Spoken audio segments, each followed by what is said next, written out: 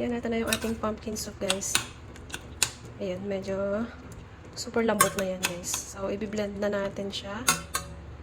Ayan. Nagawa ko today ng pumpkin soup. Ayan. Pumpkin soup with ginger, garlic, and onion. Tapos, i-boil lang siya. Then, pagka malambot na, papakuluan natin siya ng mga 20 minutes. Kapag malambot na, i-blend lang natin siya. Ayan. Papalinaw daw ito ng mata, guys, yung ating pumpkin. Kaya, dapat araw-araw pa lang makain tayo ng pumpkin siya. Sweet itong pumpkin. Para siyang kamote. Yan, i-slice lang natin ng ganito.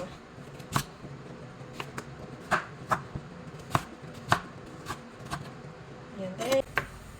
Yan, guys. Ito yung ating onion. Lalagay lang natin dito sa ating sabaw. Ito na ilalagay ko, guys.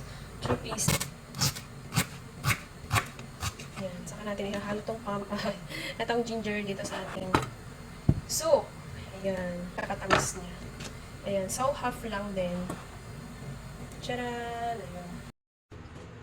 Ready na yung ating pumpkin soup. Ayan. Ito na yung ating pumpkin soup, guys. Ayan. Medyo super lambot na yan, guys. So, i-blend na natin siya. Ayan. Ayan, guys. After nating ma-blender yung ating soup, ganito na yung itsura niya, guys. Ayan. So, lagyan natin siya ng konting black pepper.